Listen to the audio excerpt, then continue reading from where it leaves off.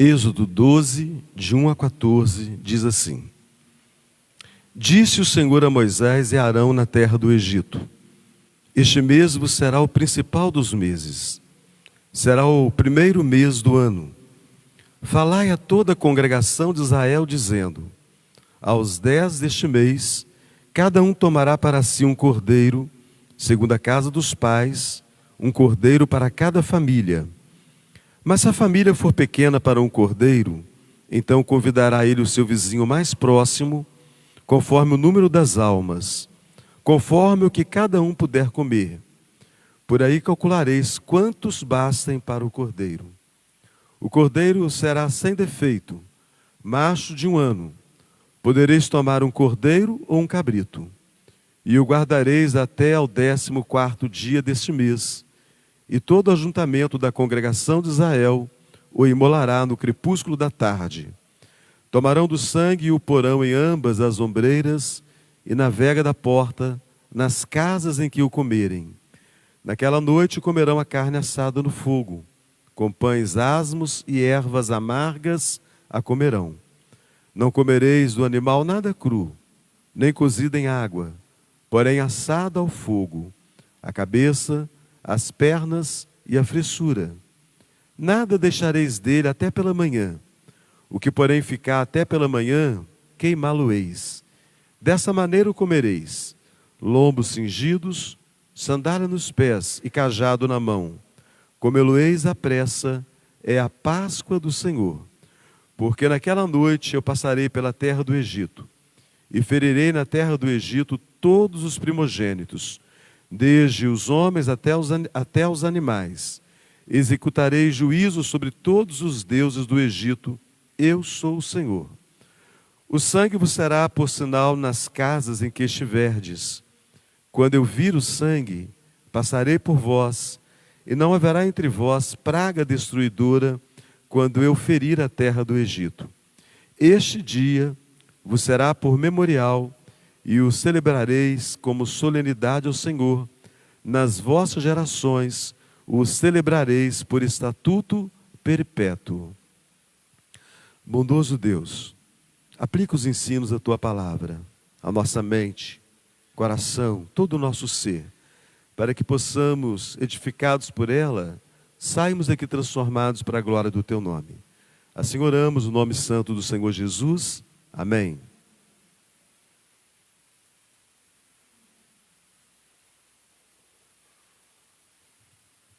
Irmãos queridos, em grande parte do mundo, no dia de hoje, as pessoas estão celebrando, comemorando ou fazendo menção da Páscoa. Mas por causa do comércio e das influências culturais, o real sentido da Páscoa, assim como acontece com o Natal, se torna confuso. Então as festas cristãs ficam confusas devido à concorrência do comércio e à concorrência cultural.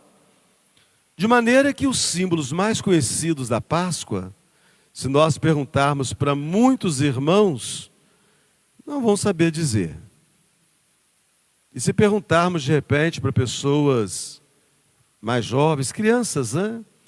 Elas dirão que o símbolo da Páscoa é o coelho e o ovo de chocolate, por causa dessa influência da Páscoa concorrer com o comércio. Mas, meus irmãos, o sentido da Páscoa, mesmo pessoas nascidas dentro da igreja, precisam ser lembradas, nem que seja anualmente.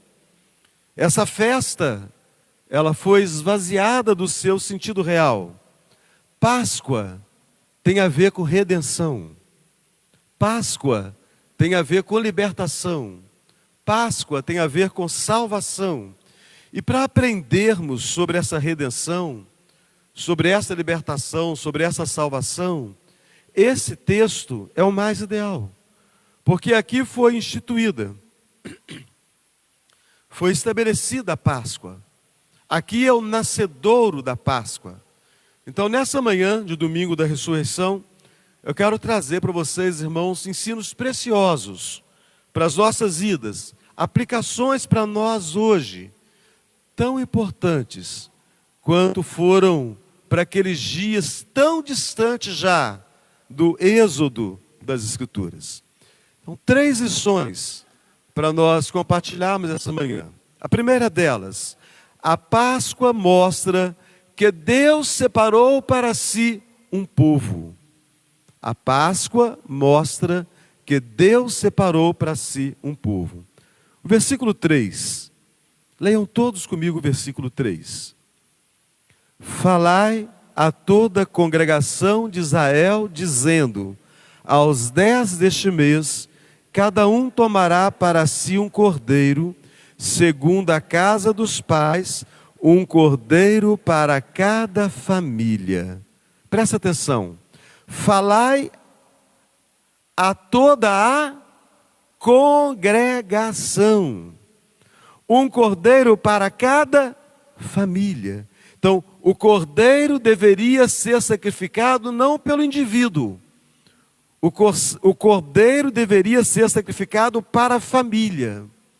Quais famílias? Apenas as famílias de Israel.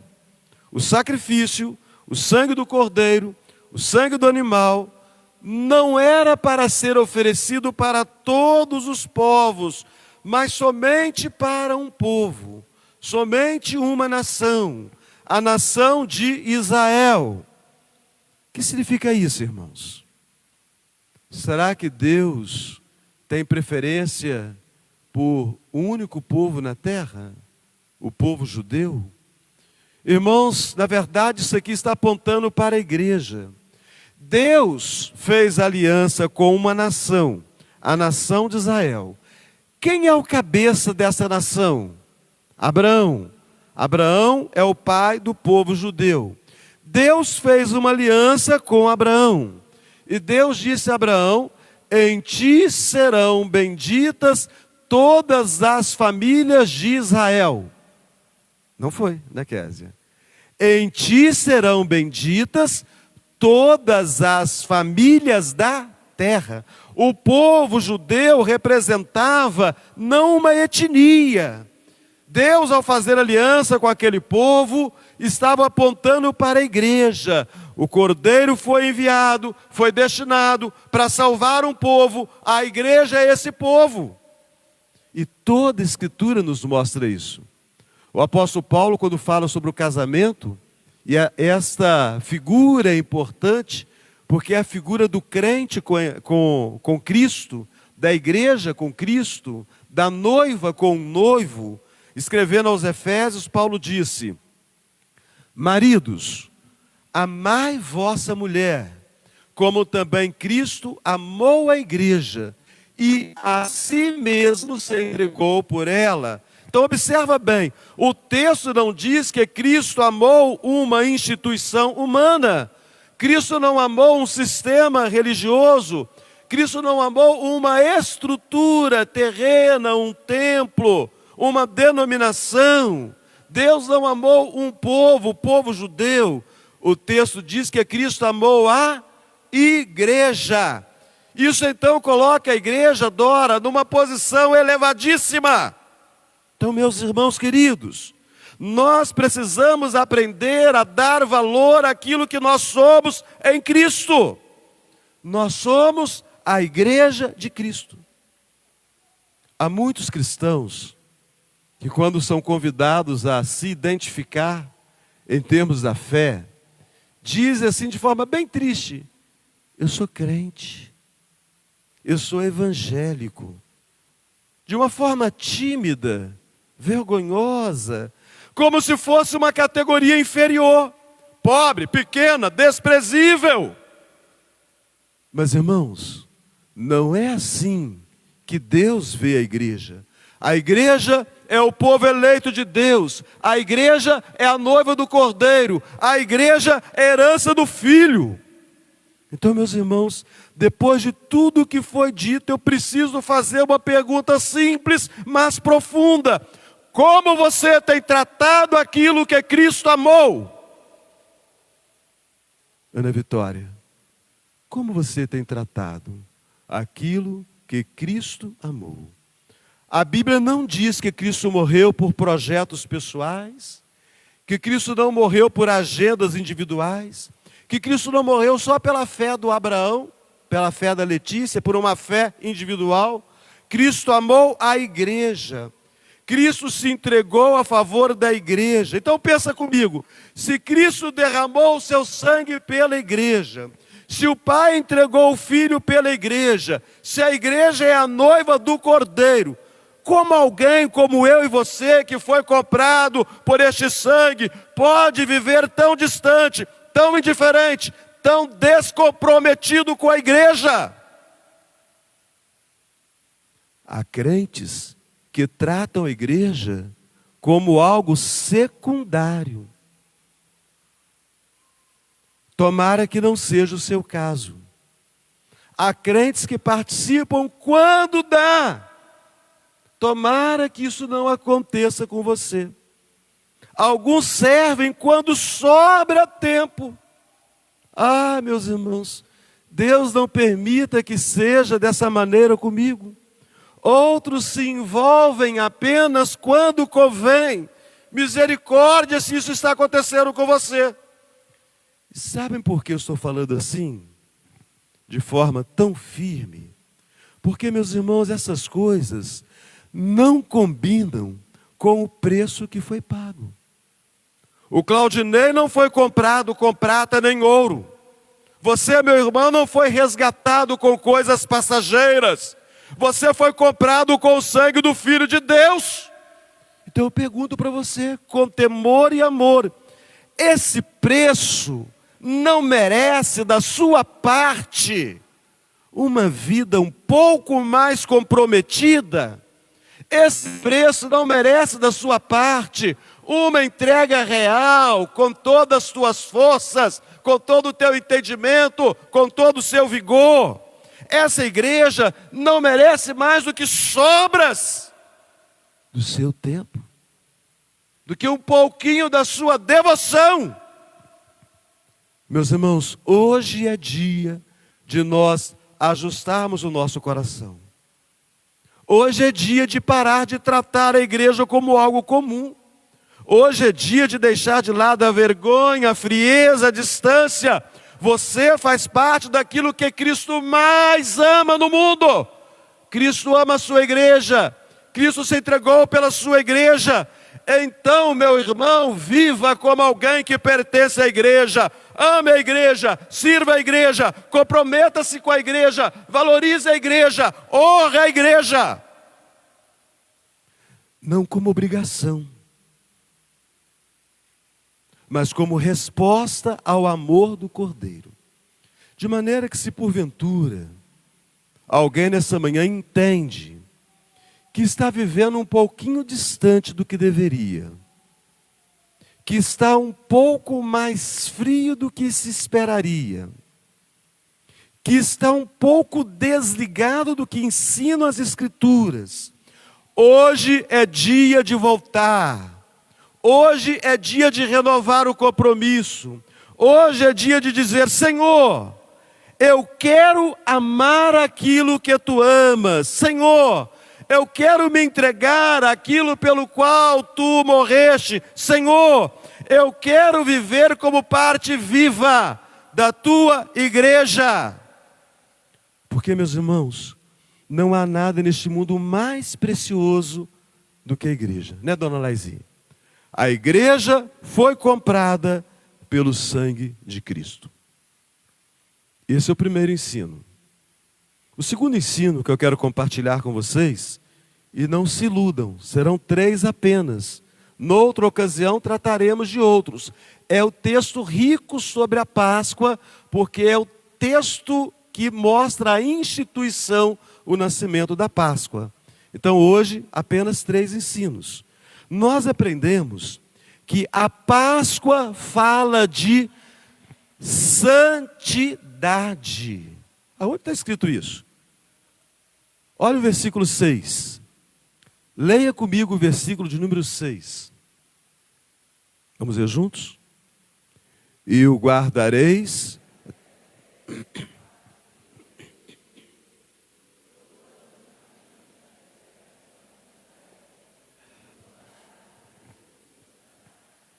presta atenção.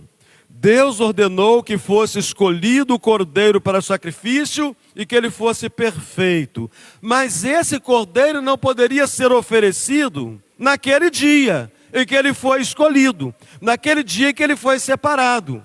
Esse cordeiro deveria passar por um processo em que seria guardado, um processo de 14 dias. O guardareis. Ou seja, esse cordeiro não podia ficar junto com o rebanho. Junto com o rebanho poderia acontecer algum incidente. Ele poderia quebrar uma pata, ele poderia pegar um carrapato, ele poderia ficar doente. E aí então, como que ele poderia ser oferecido? Guarde esse cordeiro até o 14º dia. Isole esse cordeiro para que ele continue puro, para que ele continue separado. O que significa isso, irmãos? O cordeiro é Jesus. As Escrituras nos ensinam. João Batista disse: eis o cordeiro de Deus que tira o pecado do mundo. O cordeiro é Jesus.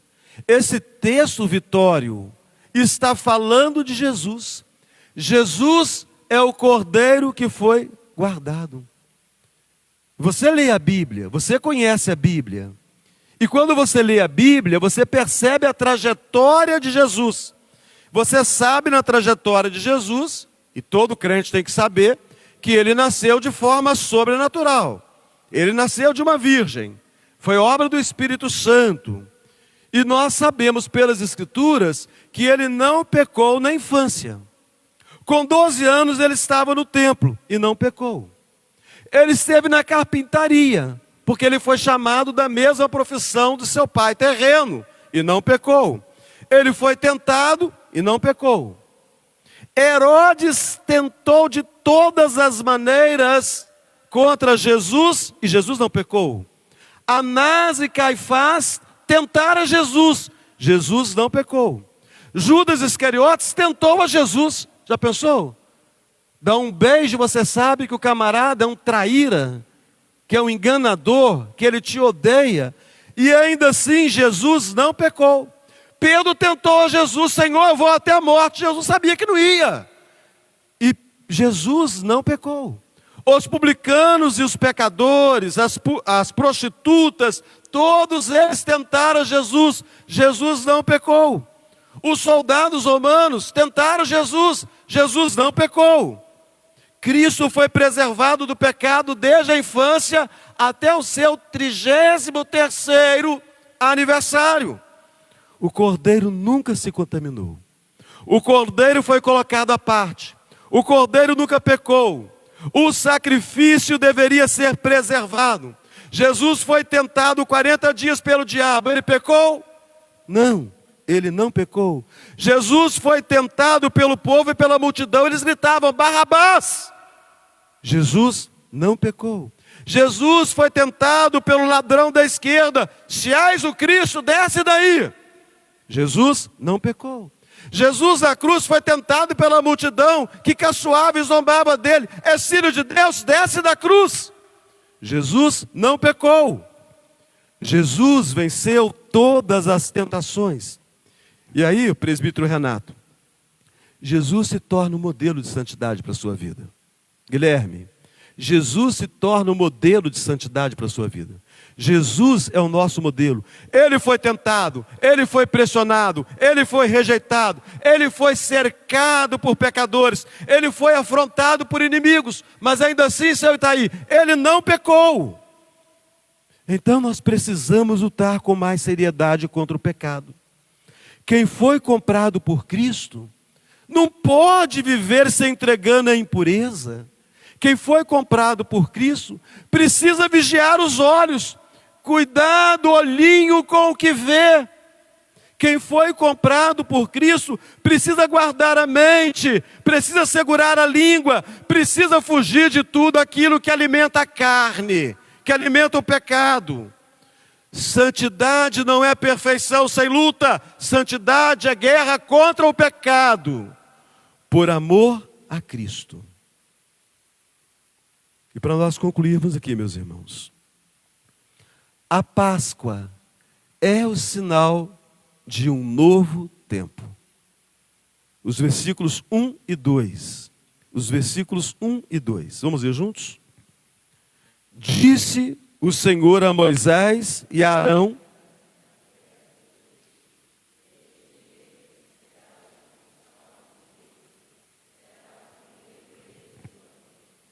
irmãos, a Páscoa é um símbolo. Símbolo de quê, diácono eleito Lucas? Símbolo de quê? Símbolo de uma nova vida. A Páscoa marcaria o começo do ano. O mês que Deus está falando a Moisés aqui é chamado de Nissan. Esse mês equivale ao nosso mês de abril, talvez o mês de março, não é possível ter precisão. A Páscoa marcava a saída do cativeiro egípcio. A Páscoa marcava o começo de uma nova vida. A Páscoa marcava o fim da escravidão da nação de Israel. 430 anos escravos ou escravizados no Egito. A Páscoa marcaria a libertação. A Páscoa era o início de uma nova vida. Então Israel, a partir dali, aquela data, o mês de Nissan, marcava a saída do Egito. Marcava também o começo de uma nova vida. Cristo é nossa Páscoa. Vamos falar juntos? Cristo é nossa Páscoa. Mais uma vez. Cristo é nossa Páscoa. Meus irmãos, a nossa conversão em Cristo, ela nos traz uma nova vida. Nós começamos a contar a nossa vida a partir de Cristo. Não é o que Paulo disse aos Coríntios? E assim, se alguém está em Cristo, é nova criatura. As coisas antigas já, eis que tudo se fez novo. Então a Páscoa marca o início de uma nova vida. O Senhor veio a essa terra para nos dar uma nova vida, para nos permitir um recomeço, para nos dar uma nova chance, para apagar as coisas velhas, para criar coisas novas, para trazer uma nova vida, um novo futuro, para propor para nós um novo caminho. Então seria para muitos o fim do cativeiro no álcool, o fim do cativeiro nas drogas, o fim do cativeiro no adultério, o fim do cativeiro nas mãos do diabo. A mensagem da Páscoa para muitos é: saia do abismo. Mas você prestou atenção na oração que o presbítero Osiel fez? Você prestou atenção? Porque todo culto, tudo o que acontece no momento que nos reunimos aqui é culto a Deus. É por isso que tem que orar alto. Eu tenho que te ouvir orando. E você tem que ouvir o seu irmão orando. Não pode balbuciar na oração. Tem que orar para fora. Eu tenho que entender o que está acontecendo. Porque Deus está falando. E o nosso irmão orou exatamente essa próxima questão que eu coloco aqui. E você, meu querido irmão e irmã, que é uma boa pessoa, você nunca esteve envolvido com álcool? Você nunca esteve envolvido com drogas? Você nunca esteve envolvido com adultério? Do que a Páscoa te liberta? A mensagem da Páscoa para a maioria das pessoas que, pela bondade de Deus, nunca passaram por experiência traumática e nem dramática. A maioria de vocês não sabem nenhuma dessas experiências, que é estar à beira do abismo. A maioria de vocês nasceu no lar evangélico, foi criado dentro da igreja, nunca se desviaram. Então a Páscoa para muitos é a saia do abismo. Mas a Páscoa para a maioria, que nunca fez essas coisas dramáticas e traumáticas, é: saia da superficialidade espiritual. Saia da superfície. Procure um caminho mais profundo diante do Senhor. Aprofunde-se na sua intimidade com Deus. A Páscoa para a maioria deve ser o fim do orgulho. Não usa álcool, não usa drogas, não adultera, mas é orgulhoso, é arrogante, é possessivo. A Páscoa para muitos é deixar a religiosidade vazia. Vem à igreja porque o avô era da igreja, o fundador. A avó era a fundadora. Os pais são fundadores. Os pais vêm à igreja, então eu venho também. Religiosidade vazia. Entra vazio e sai oco. A Páscoa para a maioria de nós, meus irmãos, é deixar a indiferença espiritual. Tem gente que entra e assiste ao culto, mas não participa dele. Assiste o culto, assenta e fica ali. Assiste. Não há vibração com as orações, porque não ouve quem está orando, não presta atenção. Não há vibração com louvor. Canta, se tiver vontade, se não tiver, fica sentado. Ou fica em pé, fazendo mímica. Não há interesse na pregação. É a pregação do pastor, mas a Bíblia diz que não é. Que o pastor e o pregador são apenas instrumentos. É a pregação da palavra de Deus. Então, meus irmãos, talvez vocês, a maioria, nunca tenham sido escravos de coisas tão visíveis como álcool ou drogas. Mas será que você já não viveu como senhor de si mesmo? Será que você não tem vivido distante de Deus? Será que a sua vida com Cristo não é uma vida de uma grande frieza, de um grande indiferentismo espiritual? A Bíblia diz que todos pecaram e todos carecem da glória de Deus. Então hoje Deus está dizendo para mim e para você: deixa ser este o primeiro dia de uma nova história.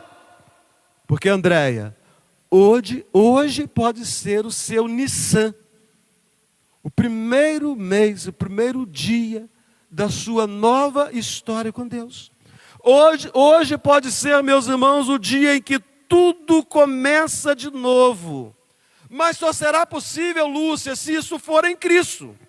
Então, se você precisa de libertação, venha a Cristo. Se você precisa de transformação, venha a Cristo. Se você precisa de um recomeço, venha a Cristo. Se você precisa deixar a superficialidade da caminhada cristã, venha a Cristo. Não adie. Não endureça o coração. Não continue vivendo a mesma vida. Mas que você possa dizer hoje, meu irmão: Senhor, eu preciso de um novo começo. Senhor, eu não quero mais viver como antes. Senhor, eu quero começar tudo de novo em Ti. Porque a Páscoa nos ensina isso. Em Cristo, o fim do cativeiro, Silane, marca o início de uma nova vida. Cristo ressuscitou, aleluia! Uma nova vida está diante de mim e de você nessa manhã. Um novo modo de caminhar, uma nova adoração. Então, meus irmãos, que Cristo renasça em nós, que Cristo faça de nós uma nova criatura, para a glória do seu santo nome. Amém?